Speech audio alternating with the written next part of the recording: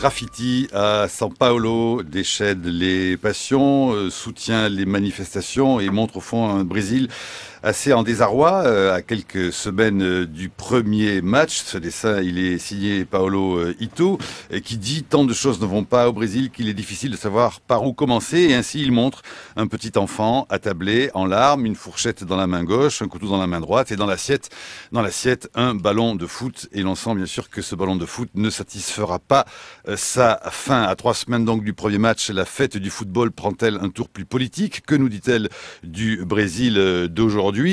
C'est não tiver direitos, não vai ter Copa. Je ne sais pas si ça va à peu près. Muito bien. Alain Rouquier, Lise Ferré, bonjour Lise Ferré, Ladies Bonjour. First, chercheuse à Paris 8, chargée d'enseignement, journaliste pour la télé El Globo, du groupe Globo, bien connu bien sûr, presse brésilienne. Vous préparez une thèse qui s'intitule Brésil, pays émergent et information internationale. Et Alain Rouquier, bonjour Alain Rouquier. Bonjour. Président de la Maison de l'Amérique latine, directeur de recherche à la Fondation nationale des sciences politiques et ambassadeur de France au Brésil, c'était de 2000 à 2004. Avec nous pour essayer de décrypter une chose peut-être qui va aller contre certains clichés et contre certains stéréotypes. Ah bon, tous les Brésiliens ne sont pas forcément fans de football, Lise Ferré? Oui, alors je pense Ou ça ne suffit pas? Oui, effectivement, je pense que le dessin de Paulo, il exprime bien ce désarroi que les Brésiliens ressentent en ce moment, parce que ils se sentent méprisés. Déjà, cette image à l'étranger qui n'est pas positive, mais ça c'est loin de leur réalité. Ce qui est plus pesant, c'est le mépris de la classe politique et parfois des Brésiliens eux-mêmes, très souvent. Parce que ce peuple que l'on a souvent identifié au football considère quoi? Que cette Coupe du Monde-là va se passer sans le peuple? En fait, d'après ce que je peux voir avec les compatriotes... Copa sem povo, tô na rua de novo. Oui, voilà. En fait, une Coupe du Monde sans le peuple, je suis à nouveau dans la rue. Voilà, en fait, ce qui se passe, c'est que le dessin que vous avez évoqué, il traduit bien ce mécontentement, ce désenchantement. Parce que c'est vrai que c'est comme si tout est prévu pour la Coupe du Monde et rien pour le peuple. Voilà, et on reproche bien sûr entre autres les presque 11 milliards d'euros dépensés pour cette Coupe du Monde. Alain Rouquier. Écoutez, je crois que le football est toujours la passion et même la religion des Brésiliens, que le problème n'est pas là, que le problème est que les Brésiliens s'aperçoivent tout à coup, massivement, des difficultés, des problèmes de leur pays. Pourquoi? Il faut mettre les choses en perspective, parce que le Brésil a fait un bond en avant tellement extraordinaire qu'il y a des tas de secteurs sociaux qui avant ne disaient rien parce qu'ils étaient en survie, qui maintenant disent mais il me manque ceci, il me manque cela, il me manque le reste. Quelques chiffres. Le Brésil était la 15e puissance économique. Elle est la 6e, 7e. 6e ou 7e. Ouais. Le Brésil, en 2000, était un pays que les économistes caractérisaient comme un pays très endetté, peu exportateur. Le Brésil n'est plus un pays endetté. Et les exportations du Brésil, entre 2000 et aujourd'hui, ont été multipliées par 5. Les 31 millions de Brésiliens qui ne consommaient pas, et qu'on dit maintenant entrer dans la classe moyenne, ils voyagent, ils voient le Brésil, ils voient les difficultés du Brésil. Ils ne les voyaient pas avant. Parce qu'aujourd'hui, le trafic aérien intérieur a beaucoup augmenté dans des régions où à l'époque on allait en bus. On parle du Nord-Est par exemple, où on sait que... on voyage aujourd'hui. Les Brésiliens voyagent dans leur propre pays plus qu'avant. Ces 31 millions qui ne voyageaient pas, maintenant avec le crédit, arrivent à voyager. En outre, c'est parce que les choses vont bien que politiquement les choses vont plus mal. Tocqueville l'a dit et tout le monde sait que c'est comme ça que ça se passe. On a créé en 12 ans 15 millions d'emplois. Et pas des emplois informels, des emplois, 90% d'emplois formalisés avec et on a créé pension, une petite classe moyenne émergente. Et voilà. Et cette classe moyenne émergente, voyant qu'il y a des difficultés et qu'il y a des dépenses énormes, qui a juste la tête au-dessus de l'eau, a peur de passer au-dessous. Et c'est ce qui crée ce climat de tension d'une part et puis de désenchantement d'autre part. Je voudrais qu'on écoute quelques témoignages de Brésiliens à Paris que Tanguy Bloom a rencontré à Alter Brasilis à Paris, un institut qui cherche à promouvoir la culture brésilienne et qui a essayé de débeller quelques-uns des stéréotypes et des clichés. Celui-ci d'abord par exemple, Raoni, il est supporter, oui, de foot, mais critique. Oui, je vais bien supporter le Brésil, ouais, c'est mon pays. Et ça reste quand même le pays du foot, hein, le Brésil, même si on essaie d'éviter ce stéréotype-là. Il y a un mouvement assez fort en ce moment qui s'appelle Non vai ter Copa. C'est les gens qui disent voilà, il n'y aura pas la Coupe du Monde. Bah, je comprends ces gens-là. Moi, je comprends les gens qui sont révoltés contre le système et qui ne sont pas tout à fait d'accord avec voilà, toutes les dépenses publiques qu'il y a eu pour l'organisation de la Coupe du Monde. Et je pense qu'on doit vraiment profiter de ce moment-là pour manifester. Je pense que ça, c'est bien. On doit montrer ce qu'est le Brésil en vrai. Pas faire semblant que le Brésil, c'est un pays où tout marche si ce n'est pas la vérité, quoi. Mais pourquoi vouloir pourrir un événement qui va déjà se passer là-bas? Ça, je ne suis pas tout à fait d'accord. Je pense qu'on doit manifester, mais bon, la Coupe du Monde, ça va se passer. Ce sera comme ça, quoi. Donc, je pense qu'il y aura la Coupe du Monde. De toute façon, il y aura la Coupe du Monde. Hein. Ils sont beaucoup plus forts que les manifestants, de toute façon. Donc, s'ils doivent empêcher ça à travers la force, ils le feront. Hein. Et puis, toujours au micro de Tanguy Bloom, il est arrivé il y a tout juste une semaine en France. Il est doctorant en cinéma à Paris 4, Siro. Il y avait un espoir sur cette Coupe du Monde parce que les investissements, ils devaient développer les villes du Brésil, les aéroports, et les rues, et les services de l'hôpital et des choses comme ça. Et le peuple n'est pas satisfait avec ça parce que les personnes ne veulent pas que le Brésil soit connu seulement pour le football et aussi la corruption qui a été un problème généralisé dans le pays. Donc, c'est le décalage entre l'argent qui a été investi et le résultat de ça, c'est pas satisfaisant pour les Brésiliens.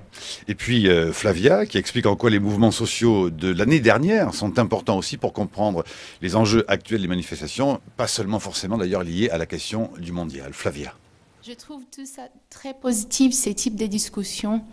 Je trouve que les manifestations sont essentielles, elles sont justifiées parce que avec au sein Coupe du Monde, on a des droits pour la manifestation. Et je suis très contente que la population commence à manifester. L'année dernière, une semaine avant la première manifestation sur les tarifs de transportation au Brésil, des transports, il y avait une grande manif des profs. Ils faisaient la grève à Avenida Paulista, à São Paulo. Et j'ai entendu beaucoup de personnes qui étaient gênées par ça, parce que c'était le chaos pour les trafics et tout ça. Il y avait des embouteillages. Ils n'étaient pas contents du tout. Et après quelques semaines, ils étaient dans les manifs pour plusieurs demandes. Donc je trouve ça tellement positif, parce que la manifestation est partie d'un processus de conscientisation de la population. Mais je trouve que cette réflexion doit être plus profonde. Parce que le fait de dire qu'il n'y aura pas de Coupe du Monde, écrire quelque chose sur le réseau social, ça ne va rien changer. Voilà, Flavia, au micro de Tanguy Bloom au centre Alter Brasilis. Alors, elle demande, Flavia, une réflexion plus profonde. Laquelle, selon vous, Lise Ferré? Est-ce que ce mondial et l'exaspération qu'il suscite par son énorme budget, on va dire, ses dépenses, est-ce que cette contestation ne cache pas autre chose, à savoir peut-être un ras-le-bol dans l'idée que certes le Brésil va mieux, mais que de très gros problèmes persistent toujours, comme ceux de la corruption, comme ceux du prix, on l'a dit, des transports, et bien d'autres encore, et peut-être, contre une politique de Dilma Rousseff qui répète sans cesse « le pays va bien et ira encore mieux dans quelques temps », mais que certains, s'impatientent, Lise Ferré. Alors, ce que je crois, c'est que la population, elle n'en profite pas des travaux, de tout ce qui est fait pour la préparation de la Coupe du Monde. C'est une dépense énorme et il y a un luxe qui est fait, par exemple, pour les stades. Et tout autour, vous avez une misère qui est énorme. Et cette population, on vous s'en débarrasser pour faire beau. Et donc, ce qui fait que les gens, ils se sentent, ils travaillent pour quelque chose, ils payent quelque chose d'un prix exorbitant. Et eux-mêmes, non seulement ils n'en profitent pas, mais on veut s'en débarrasser, on veut comme nettoyer, exactement, les nettoyer pour que ça fasse beau pour les touristes, visiteurs. Pour le touriste, le journaliste. Exactement. Alain Rouquier. Oui, deux réflexions. La première, ça aurait été étonnant qu'il n'y ait pas de manifestations alors que le monde entier a les yeux fixés sur le Brésil. Les manifestations, ça signifie que le Brésil, depuis 30 ans, est une démocratie et qu'il y a des citoyens. Et je crois que c'est une très bonne chose. Ça prouve que le Brésil a progressé dans le domaine de la conscience civique et que les Brésiliens regardent leur pays au lieu de regarder ailleurs, en disant ce qui se passe c'est la faute des Américains ou on veut être comme les Européens, etc. Bon. Deuxièmement, ces énormes dépenses, cette énorme mobilisation pour 2014 et pour 2016. C'est une sorte de miroir grossissant des faiblesses du Brésil. Il y avait des faiblesses du Brésil qu'on n'avait pas vues. Nous qui voyageons beaucoup au Brésil, nous voyons ces faiblesses-là. Les aéroports, par exemple, lamentables. L'aéroport de São Paulo est indigne d'une capitale mondiale de l'économie. Comme bon, pas multiplier les exemples, mais tout à coup, on s'aperçoit que tout ça va mal, qu'il n'y a pas d'infrastructure, qu'on n'a pas fait d'investissement dans l'infrastructure, et qu'on dépense énormément pour faire des stades dans des endroits incongrus. Brasilia, un stade, il n'y a pas d'équipe de football. Et qu'est-ce qu'on fera du stade de Brasilia, un stade de 40 000 places dans une petite ville finalement, parce que c'est une ville administrative. Oui, parce que la vraie capitale, le stade de Cuiabá, la vraie capitale c'est São Paulo, bon. La capitale économique. Le stade de Cuiabá dans le Mato Grosso, il n'y a pas d'équipe non plus, il n'y a pas d'habitants. Qu'est-ce qu'on va en faire? Alors, c'est vrai, le gouvernement a voulu avoir 12 villes, et il y a 19 villes qui ont plus d'1 million d'habitants au Brésil, qui profitent du mondial. Et puis, parce qu'il fallait aller vers l'ouest aussi, comme Brasilia. On ne peut pas rester sur le littoral atlantique. Mais ça a un prix. C'est aussi la conquête de l'ouest. On verra après ce qui en reste. Mais ce qui en restera certainement, c'est des investissements utiles, pas uniquement des investissements dans le sport qui ne sont pas toujours utiles. Des investissements dans les infrastructures routières, dans les aéroports. Alors ça ne sera peut-être pas prêt pour 2014, ça sera prêt pour 2016. Mais ça, le Brésil en profitera. Lise Ferré. Oui, alors la question tout à l'heure que la jeune femme parlait, c'est ce qui est positif, c'est qu'il y a des revendications, parce que les Brésiliens, ils ont tendance à être un peu inertes, si je puis dire comme ça, vis-à-vis de leurs droits. C'est une jeune démocratie et je pense que ces choses-là se font petit à petit et maintenant que les jeunes ont plus d'accès à l'éducation avec les améliorations qu'il y a, parce que il y a eu depuis une quinzaine d'années des améliorations. Le peuple maintenant il revendique plus et ça c'est très positif. Est-ce qu'on sait comment, cela dit dans un pays où l'on sait que parfois et souvent même la police a pu agir et peut agir sans ménagement, est-ce que l'on sait, est-ce que l'on craint, Alain Rouquier, Lise Ferré, des débordements policiers que le Brésil connaît parfaitement dans des cas de manifestation il y a eu des débordements policiers. Et de répression. Selon O Globo, la police de Rio de Janeiro a été renforcée par plus de 1000 éléments venus d'autres États. Et le schéma de sécurité de la Coupe du Monde a été divisé en 3 axes. Défense des stades par les forces armées, la sécurité publique par la police fédérale et la surveillance coordonnée par l'agence brésilienne de renseignement. Un renfort de 10 000 hommes, 2500 soldats de la marine et des policiers de transport. Tout est possible parce qu'il n'y a pas de vraie police au Brésil. Il y a tellement de police qu'il n'y en a pas de bonnes, de vraies, bien recrutées, bien formées. Et les bavures sont nombreuses et multiples. Et en juin dernier, tout a commencé parce qu'il y a eu une répression très forte dans l'État de São Paulo de ces manifestations. Et là, une des habiletés de Dilma était de dire nous reconnaissons la justesse de ces revendications et nous condamnons les bavures de la police. Dilma Rousseff, selon vous, Lise Ferré, je ne sais pas si vous pouvez porter un jugement, mais elle s'en sort comment de cette situation-là? Est-ce qu'il se révèle que peut-être le beau et magnifique bilan de Lula connaît des imperfections manquements et des lacunes. Et est-ce qu'elle doit les combler? Est-ce qu'elle peut les combler? Et nous y reviendrons en deuxième partie, dans un système politique très compliqué et très verrouillé tout de même pour l'instant au Brésil.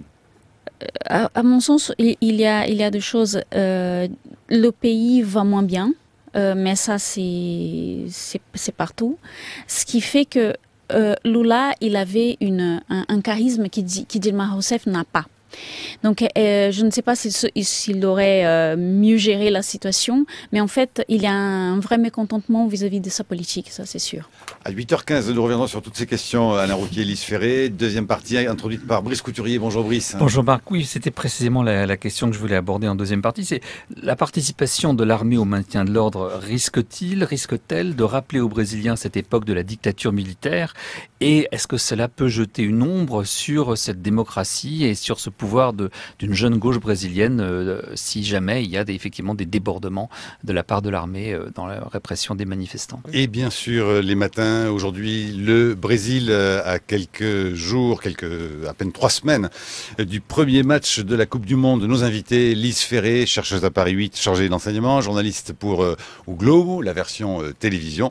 Vos recherches portent entre autres sur la place du Brésil aujourd'hui en tant que puissance émergente. Et donc, vous êtes bien sûr la bienvenue pour cette deuxième partie. Et toujours Alain Rouquier, président de la Maison de l'Amérique latine et ambassadeur de France au Brésil de 2000 à 2004. Et nous sommes en compagnie, comme chaque jour, de Brice Couturier et comme chaque vendredi, de Daniel Salnave, 8h16. C'est à vous, Brice. Bonjour. Bonjour Marc. Une peinture murale de Sao Paulo tourne sur les réseaux sociaux brésiliens. On y voit un enfant maigre, assis devant une table à la peinture écaillée qui pleure à chaudes larmes. Dans son assiette, un ballon de football. Tout est dit. Les Brésiliens se demandent si le jeu en valait la chandelle. Lorsque leur pays a décroché la Coupe du Monde de football, ils ont manifesté leur joie. C'était une manière, en effet, de reconnaître l'émergence de ce pays continent, sa réussite économique, son dynamisme démographique et culturel. Alors comment expliquer qu'aujourd'hui, le pourcentage des sondés qui se déclarent opposés à cette manifestation touristico-sportive est grimpé à 41%. Que la majorité de la population brésilienne estime que la Coupe du Monde entraînera pour elle plus d'inconvénients que de bénéfices. Pourquoi cette déception dans un pays où le foot est peut-être encore plus populaire que le baseball aux États-Unis? Et les rancœurs peuvent-elles gâcher la fête? Première explication, la facture s'avère beaucoup plus lourde que prévu. On dépense beaucoup d'argent pour les stades, tandis que les hôpitaux et l'éducation sont relégués au second plan, proteste l'écrivain le plus célèbre, hélas, du pays, Paulo Coelho.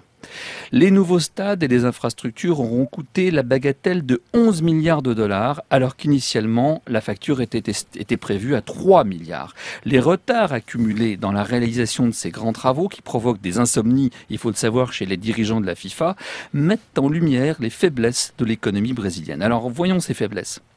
Deuxième observation, en effet, la productivité au Brésil est très faible, elle progresse très lentement. Le miracle brésilien, eh bien, il tient beaucoup du trompe-l'œil. Il est basé sur les recettes d'exportation de matières premières et les investissements étrangers. Or, comme on sait, ceux-ci, les investissements directs étrangers, se dirigent de moins en moins massivement en ce moment vers les pays émergents, et ce depuis plusieurs mois. Si la balance commerciale demeure très légèrement excédentaire, c'est grâce au cours élevé des matières premières exportées par le pays. L'économie brésilienne est fortement dépendante des cours de ces matières premières, en particulier du fer, dont le pays est le deuxième exportateur mondial, mais aussi des cours agricoles, puisque 40% des exportations brésiliennes proviennent de ce secteur agricole.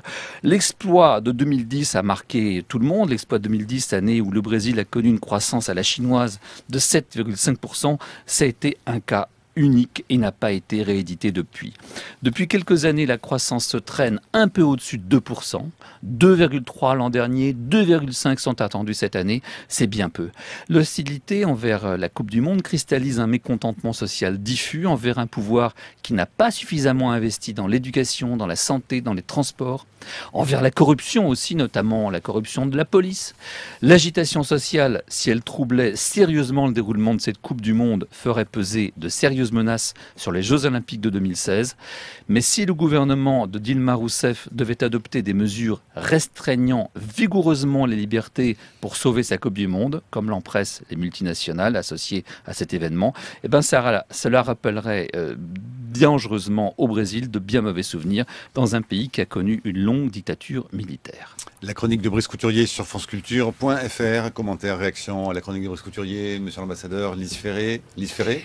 Oui, je pense que ça a été bien dit. Il y a deux moments. Il y a le moment où ça a été attribué, l'organisation de la Coupe du Monde, où il y avait une croissance importante et le Brésil vivait sur la scène internationale un moment inédit pour le Brésil. Où il faisait partie de la cour des grands. Et là, c'est tout un autre moment où la croissance est vraiment basse, 2,5, c'est vraiment pas énorme. Et c'est en baisse. Et ce qui est, il y a tout autour en ce moment les mensonges qui lient ces dépenses faites pour la Coupe du Monde et qui les Brésiliens payent, les Brésiliens pauvres payent, ou la classe moyenne intermédiaire, et qui ils voient qu'on se moque d'eux. Il y a un manque de respect aperçu par eux. Anna Rouquier. Oui, d'abord, je crois qu'il ne faut pas accabler Dilma Rousseff. C'est Lula, faut-il revenir... son activisme international et son charisme indéniable, qui a fait tout ce qu'il a pu pour que le Brésil soit reconnu comme grande puissance et pour qu'il soit inscrit sur la carte des grands de ce monde. Et tout était bon pour ça. Faire élire un Brésilien à l'OMC, faire élire un Brésilien à la FAO, ou accepter ou demander que 2014 soit le mondial et que 2016 ce soit les Jeux Olympiques pour le Brésil. Je dirais même que lorsque, en juin dernier, il y a eu les fameuses émeutes dans des grandes villes, il y avait à Paris, pour présenter le dossier de São Paulo pour l'exposition universelle, le maire de São Paulo et le gouverneur de São Paulo. Donc on n'est pas uniquement dans le Parti des travailleurs, le gouvernement de Lula, il y avait toute la classe politique souhaitait que le Brésil s'affirme internationalement. À l'époque, il y avait une forte croissance. Ceci dit, la croissance brésilienne n'a jamais été une très forte croissance. Depuis les années 70, la fin des années 70, on n'a jamais dépassé 2-3%. C'était exceptionnel quand on a eu 7%. Mais quand les décisions ont été prises pour 2014-2016, on était à 4-5%. Et on est passé de 4 à 2, et cette année, ça va être un peu moins, ça va être un peu moins de 2. Mais... Donc tout ça a un coût qui n'a pas été prévu à l'avance. On pensait, et les meilleurs économistes disaient, la demande de la Chine ne va pas cesser. Elle va au contraire augmenter, la demande asiatique va augmenter, donc le prix des minerais de fer va rester très élevé, il est en train de chuter, par exemple. Mais Alain Rouquier, est-ce que justement, s'il y avait un bilan à faire de la période de Lula, d'abord, ne faudrait-il pas rappeler que le redressement du pays s'est opéré un tout petit peu avant la période de Lula, dès le début des années 2000, et ensuite, n'y a-t-il pas évidemment alors un paradoxe, parce qu'il y a des chiffres, évidemment, qui pour nous semblent, et pour vous sans doute aussi, je m'adresse à vous, à la brésilienne Lise Ferré, extraordinaire quand on lit 28 millions de personnes sorties de la misère, plus de 16 millions de créations d'emplois formelles, 39 millions de Brésiliens qui accèdent à la classe moyenne, 62% de hausse du salaire minimum, le passage du Brésil de la 13e économie à la 7 ou 8e ou 6e économie mondiale. Bref, enfin, il y a ces chiffres-là. Et puis il y a évidemment après les chiffres qui concerneraient, on va dire, la vie sociale et la démocratie, où là, le bilan est beaucoup moins satisfaisant. Certains observateurs, on lit ça dans le très bon Brésil, dans les pas du géant, cette belle collection que nous disons L'âme des peuples, où au fond, la période Lula et Dilma Rousseff, c'est un peu comme si on avait fait une anesthésie sur un corps sans avoir ensuite réparé ou fait de la chirurgie. C'est-à-dire que le corps va pas trop mal, mais il est à peu près, le corps social, dans le même état. On lit ceci dans Brésil, dans les pas du géant. Le pacte social promis par le président Lula, et qui mixait de façon originale protection sociale, augmentation de salaire, création d'emplois et libéralisme, s'est-il défait sous l'effet notamment des divers scandales de corruption? Cela y ressemble. La jeunesse s'est détournée du parti des travailleurs au pouvoir, de même que les intellectuels, lassés d'un mouvement qui n'est plus un laboratoire d'idées, auquel ils reprochent de plus clientélisme et népotisme. Est-ce qu'il y a eu un ratage dans la formation de nouvelles élites, dans la formation de nouvelles consciences démocratiques, de vie civique? Non, il n'y a pas eu un ratage, au contraire. C'est une réussite que la corruption, aujourd'hui, soit un des problèmes principaux débattus au Brésil, car elle a toujours existé. Le problème n'est pas réglé. Aujourd'hui, elle est en débat et cette corruption, elle arrive devant les tribunaux. Ce n'était jamais arrivé précédemment. Donc, il y a une conscience civique, il y a une exigence civique qui est nouvelle. Ce qui n'est pas, ce qui n'a pas été fait. Hein, ce qui n'a pas été fait, c'est une réforme politique qui est absolument indispensable pour en finir ou limiter le clientélisme. Il y a une loi électorale qui facilite la fragmentation politique. Il y a 30 partis au Brésil. Et le parti au pouvoir, que ce soit le PSDB de Cardoso ou que ce soit le Parti des travailleurs de Lula, a 1/5 des députés. C'est-à-dire qu'ils gouvernent avec des tas de petits partis qui sont plus ou moins fidèles et qui sont des partis de notables et de clientèle. Donc il faut changer la loi électorale et ça n'a pas été fait et c'est difficile parce que c'est le Congrès qui doit la changer. Lise Ferré, oui, sur cette question politique. Oui, en fait, c'est bien dit. En fait, il y a cette réforme nécessaire, mais c'est tout à fait positif que maintenant les Brésiliens, surtout les jeunes, il ne faut pas oublier le poids d'Internet dans ces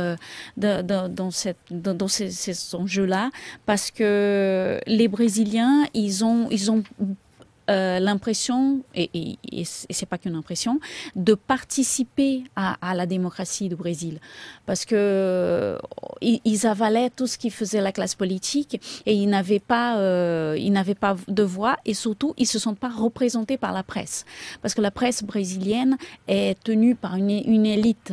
Et donc, ce qui fait que les Brésiliens modestes, ils ne se sentent pas représentés ni par la classe politique et encore moins par les médias. Quelles sont aujourd'hui, selon vous, et quelle est la latitude, cela dit politique, pour en l'aborder un tout petit peu en première partie, de Dilma Rousseff, justement dans ce système-là? L'attitude, c'est d'arriver à faire les réformes qui s'imposent, d'une part, et d'autre part, à faire les investissements qui sont absolument nécessaires et qui sont criants. Est-ce que c'est toujours vrai que le Brésil aujourd'hui est un Eldorado pour les investisseurs? On le disait en 2011, est-ce qu'on le dit à peine 3 ans plus tard? Le Brésil est un Eldorado pour les investisseurs parce que c'est un marché qui se développe de 200 millions de consommateurs. Et jusqu'à 2001, c'était un tout petit marché. Il y avait, disons, 20 millions de consommateurs, et puis les autres, ils ne consommaient pas. Ils étaient très souvent de piètres consommateurs, et ils vivaient dans des conditions qui ne permettaient pas d'accéder. Il n'y avait pas de crédit, il n'y avait pas... La bancarisation, par exemple, était très faible. Maintenant, beaucoup de Brésiliens ont des cartes de crédit, ont des comptes en banque, et ça a changé beaucoup de choses. Mais ça a changé aussi l'exigence civique, la demande de rendre les choses plus transparentes et d'avoir une classe politique qui réponde aux besoins de la population. La classe politique est impopulaire, quel que soit le parti politique. Et c'est un des points importants du climat politique d'aujourd'hui. Lise Ferré. Je voudrais juste ajouter quelque chose par rapport au crédit. En fait, il y a eu le côté positif, c'est qu'il y a eu une augmentation du crédit, une libération du crédit. Mais le côté négatif, c'est que les personnes modestes, ils dépensent énormément et ça dépasse les conditions parce qu'ils ne peuvent pas suivre. Et surtout, avec la préparation de la Coupe du Monde, les Brésiliens vivent une réalité économique qu'ils ne peuvent pas suivre. Donc, ce qui fait qu'ils ont du crédit, mais ils sont de plus en plus endettés parce que si vous voyez la classe moins favorisée, ils achètent la nourriture à crédit. La nourriture au supermarché. Donc, si vous ramenez ça... Et ça, dans tout le Brésil, ou il y a des régions plus particulièrement? Dans tout le Brésil, parce que d'où je viens, c'est du sud du Brésil, c'est une région plus ou moins développée du Brésil, le sud, l'extrême sud. Et ma famille, j'ai des cousins et des cousines qui achètent à crédit la nourriture. Donc, ce qui fait que le crédit est certes très bien parce que ça permet de consommer, donc ça réactive l'économie. Par contre, il y a un effet qui est un peu néfaste pour les classes moins favorisées. Brice Couturier. Tout ce qu'on vient de dire jusqu'à présent jette une espèce de lueur rétroactive pas très agréable sur les années Lula. On s'aperçoit qu'en fait, le succès était un trompe-l'œil. Et du coup, ça pose la question des deux modèles de gauche en Amérique latine qui se combattaient. Il y avait un modèle, disons, révolution bolivarienne qui était celui de Chavez, indigéniste, protectionniste, autoritaire. Et il y avait le modèle Lula, le modèle du Parti des travailleurs, qui était au contraire, dont le succès était basé sur l'insertion réussie dans la mondialisation, sur l'ouverture économique et sur une profonde démocratie, contrairement à l'autoritarisme de Chavez. Est-ce que finalement le modèle brésilien ne va pas souffrir dans le reste de l'Amérique latine de ce semi-succès, alors qu'on croyait vraiment à un vrai grand succès de la part du Brésil? Écoutez, moi je pense qu'on ne doit pas condamner un modèle que parce qu'il y a un retournement de conjoncture, et parce que ce retournement de conjoncture, dans ces circonstances exceptionnelles qui sont la préparation très onéreuse des Coupes du Monde, permet de voir tout ce qu'il faut faire pour le Brésil. Le gouvernement d'Ilma Rousseff sait que les ports ne fonctionnent pas, qu'il faut 5 fois plus de temps pour charger le soja à Paranaguá qu'il en faut pour le charger à Buenos Aires, que les routes sont dans un piètre état.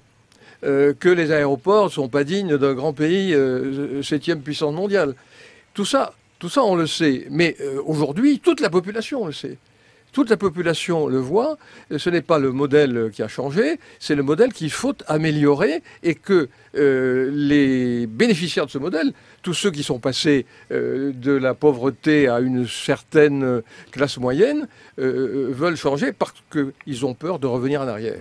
Tous ceux qui vivent à crédit et qui pédalent tous les jours pour aller de l'avant savent que si on s'arrête, ils vont retourner à la pauvreté. Et c'est ça qui crée ce climat délétère d'aujourd'hui. Alors, malgré tout, Lula reste un symbole. Avant de vous donner la parole, Lise Ferré, écoutez ce Brésilien de Paris interrogé par Tanguy Bloom, toujours à Alter Brasilis, institut qui promeut la culture brésilienne. Écoutez donc Ciro, qui nous parle du symbole et du personnage mythique Lula. Il y a un personnage de la littérature brésilienne qui est un personnage très fameux qui s'appelle Macunaíma. Macunaíma. Il a été écrit par Mário de Andrade, qui était un écrivain des années 30. Il essayait d'écrire un stéréotype qui symbolisait toutes les qualités des Brésiliens, les qualités et les défauts aussi. Il y a un personnage qui est un peu paresseux, il veut avoir davantage. Et il est un personnage fascinant parce qu'il est très charismatique, c'est ça. Et je pense, j'ai cette idée de que Lula il paraît un peu avec Macunaíma. Il s'adapte à toutes les occasions politiques. Il est très intelligent. Il a fait son histoire avec sa trajectoire, son chemin personnel. Et son histoire est très, elle inspire beaucoup les gens du Brésil, mais aussi Lula, il utilise beaucoup les jeitinhos brésiliens, comme Macunaíma. Il est un personnage qui est ambigu aussi, comme tous les personnages importants de l'histoire du Brésil. Et je pense qu'il n'a pas fait les 3 réformes qui importent pour changer vraiment le Brésil. Qui c'était la réforme politique, la réforme agraire, agraire, oui, et la réforme dos tributos, des impôts, n'est-ce pas? Voilà, le camarade Ciro au micro de Tanguy Bloom, Lise Ferré. Alors, je partage pas l'opinion de monsieur par rapport à l'expression semi-succès. Moi, je pense que Lula, il a eu un vrai succès. Il faut bien reconnaître que les chiffres, quand même, en même temps, Brice, que je donnais tout à l'heure, ils sont là aussi. Exactement. C'est des chiffres énormes. En plus, je pense que Lula... Qu'est-ce qu'un succès qui n'est pas durable? Oui, tout à fait, sauf que... Y a-t-il des succès durables? Ouais. Il y a des cas, la Chine, par exemple. C'est une progression, certes, mais ce que je voudrais dire par rapport à Lula, c'est qu'il a apporté au Brésil une visibilité nécessaire à l'étranger. Donc je pense que toutes ces initiatives sur l'axe diplomatique que le Brésil avait besoin pour exister, pour porter son poids à l'étranger, c'est Lula qui l'a fait. Et sur le parallèle avec Chavez, Est-ce que vous pensez qu'il y a deux modèles de gauche sud-américaine et que Lula était celui qui réussissait et que Chavez était celui qui réussissait pas? Aujourd'hui, c'est plus aussi clair que ça. Oui, alors par rapport à Chavez, je pense qu'il y a une nuance et que Lula était plus modéré et qu'il a d'ailleurs marqué ce distancement avec Chavez et qui était nécessaire pour la réussite à l'étranger, je pense. Alain Rouquier, sur oui, cette question. Macunheim, c'est un peu méchant, parce que Macunheim est un pauvre type. Lula est quelqu'un d'extraordinaire. Ouais. Et ce qui est vrai dans la comparaison, c'est qu'il est représentatif de son peuple, qu'il vient du peuple et qu'il est représentatif, et que les Brésiliens se reconnaissaient en lui. Ce qu'on peut lui reprocher, c'est de ne pas avoir fait toutes ces réformes, parce que le vent qui poussait derrière, c'est-à-dire la dynamique de la demande internationale, semblait ne pas exiger ces réformes. Et c'est ça qui... ce qu'on peut lui reprocher, c'est le vertige du succès. C'est d'avoir beaucoup sacrifié au statut international du Brésil. Pourquoi 2014-2016, c'est ça le statut international. Et maintenant, ça se paye. C'est vrai que ça a été très populaire. Les Brésiliens sont fiers de leur pays, ça se comprend, et tout ce qui place leur pays sur la carte du monde, c'est positif. Juste ce que je voudrais ajouter par rapport à ce que M. Rouquier disait, c'est que les Brésiliens, effectivement, ils se reconnaissent dans le personnage Lula. Et c'est ça qui est important parce que les Brésiliens n'avaient pas une fierté d'être Brésiliens. Tout ce qui était de l'extérieur était plus important que le fait d'être Brésilien. Donc on avait presque honte. Et en fait, Lula, il a su, par son exemple, apporter cette fierté. Alors justement, les Brésiliens, que dit-on quand on dit les Brésiliens? On voulait essayer, pour terminer cette émission, de comprendre que serait la définition des Brésiliens, parce que vu d'ici, on sait l'amitié franco-brésilienne, on sait la fascination des Français pour les Brésiliens, ça va dans les bayas, mais qui n'est pas quand même exempte de clichés, hein, évidemment, les jolies filles, les jolis garçons, toujours nus sur la plage, le football, et la bossa nova. C'est peut-être un peu plus compliqué que ça, Alain Rouquier et Lise Ferré, ou plus complexe. Écoutez, nous avons posé la question à deux Brésiliens, Tanguy Bloom. Voilà, qu'est-ce qu'un Brésilien? D'abord, Flavia. Je dirais que Brésil est le métissage, Brésil est l'anthropophagie culturelle et artistique. Je pense que nous sommes des cannibales culturels, des cannibales artistique. Donc, c'est ça, Brésil. C'est le syncrétisme. Tout est possible au Brésil. L'union des religions, des gens qui sont très différents, l'hétérogénéité. Le Brésil est l'hétérogénéité. Voilà, et puis donc il est aussi cannibale, dit Flavia. Allons, définition maintenant de sirop. Je pense que le Brésil, il n'est pas seulement un pays, il y a plusieurs pays dans un pays. Et c'est difficile de penser la unification nationale du Brésil à partir d'une seule culture. Le Brésil est très divers. Et aussi, au Brésil, on parle d'une chose qu'on appelle jeitinho brasileiro. Comment on pourrait dire ça en français? C'est la petite façon brésilienne de résoudre les problèmes. Ce qui c'est un cliché brésilien, mais c'est très important pour comprendre les moyens que l'éthique brésilienne se joue.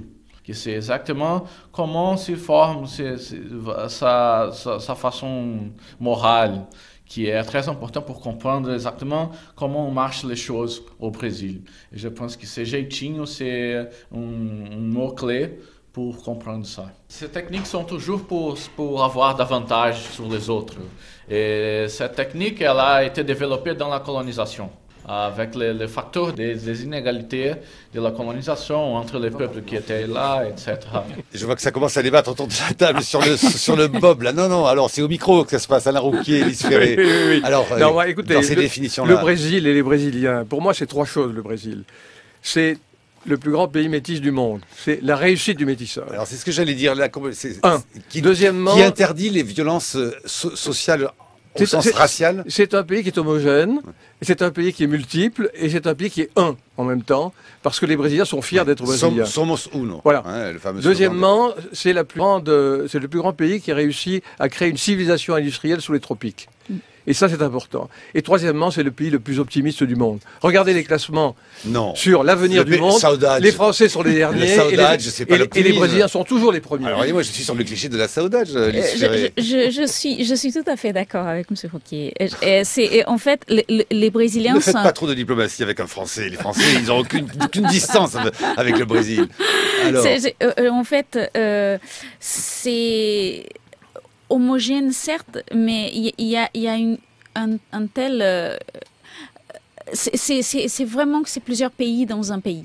Est-ce que c'est bien vrai cette homogénéité? J'ai souvent des témoignages tout de même sur la question justement de la couleur de la peau et du métissage indiquent qu'au Brésil, il y a tout de même des formes de racisme selon que l'on est du plus clair au plus foncé de la peau. Oui. Ça c'est quand même... Oui, ça c'est un vrai problème parce que le Brésil est un pays métis et on est tous métis, hein, même si on est blancs yeux bleus. Et donc ce qui fait que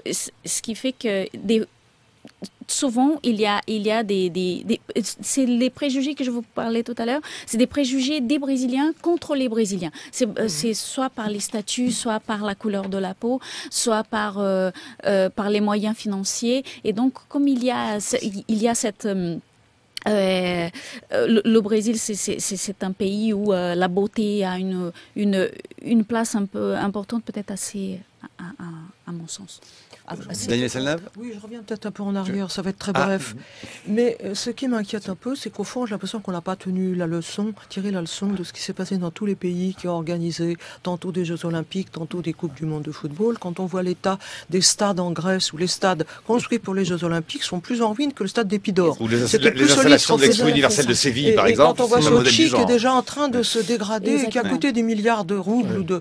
Et je me dis, pourquoi on ne tire pas davantage la leçon? Peut-être c'est une question naïve. Oui, sauf que, en fait, pour les Brésiliens, je pense que ils voient là un moment de revendication. C'est un moment où les yeux sont rivés sur le Brésil, et donc c'est un moment où on doit agir, on doit faire les choses. C'est peut-être ça, et c'est regrettable que on est en train de suivre les mêmes fautes que des pays qui ont... Que ce soit le Portugal, la Grèce, c'est tous les vraiment pays ont eu un lendemain... Et à Montréal, ils sont encore en train de payer des Jeux Olympiques. Exactement. Pour terminer cette émission, je voudrais que nous évoquions une exposition qui a lieu à Paris, l'exposition Portinari, le chef-d'œuvre brésilien pour l'ONU, le Guerre épée. Vous nous en faites une présentation rapide, Alain Rouquier, Ulysse Ferré. Parce que voilà, Portinari, grand peintre brésilien, qui les a peints, ces gens métissés et ces hommes du peuple qui se lèvent pour tenter de rester debout, pour être dignes malgré les pleurs et les larmes. Portinari. Alors, Portinari, c'est vraiment fascinant. Fascinant parce que je pense que... et d'ailleurs, c'est merveilleux que ça soit exposé au Grand Palais. C'est rarissime que ça sorte. Exactement, c'est la première fois que ça... C'est le siège de l'ONU. Exactement, c'est la première fois que ça sort de l'ONU et qui ça peut être vu. C'est vraiment le portrait du Brésil, de tous les Brésils. Ambre Filouze Rousseau est allé interviewer le fils de Candido Portinari qui est à Paris, qui est le commissaire de cette exposition qui se tient au Grand Palais jusqu'au 9 juin et où on n'a pas manqué de lui poser la question si oui ou non, un jour ou l'autre, il y avait eu, et il y a bien eu, un peu de football dans la peinture de Portinari. Il y en a eu un, football, en 1935. Guerre et paix, c'est l'aboutissement de toute une vie dédiée à l'amour de l'être humain, à l'amour pour les droits humains. Donc c'est plus qu'une œuvre d'art, c'est un grand message éthique et qui est plus actuel que jamais. Il suffit de lire les journaux, on voit ce qui se passe dans les pays, et même dans les villes, même dans Rio de Janeiro. Il y a la guerre partout, la violence partout. Et c'est pas le Brésil pour touristes, c'est ce qu'on appelle chez nous le Brésil profond. Donc c'est vraiment un grand portrait critique aussi et émouvant de l'âme, de la vie et du peuple brésilien. Comme Portinari a peint le peuple, il ne pourrait pas manquer de peindre le football aussi. Mais c'est le football d'autrefois, c'est le football de l'amour, du talent et surtout des enfants. Dans son petit bled où il était né, il y a un tableau qui est très émouvant où il y a les enfants qui jouent au football et qui a été choisi par le ministère du Sport au Brésil pour faire la couverture d'un cadeau qui est donné à ce moment à tous les pays qui ont contact avec la Coupe du Monde.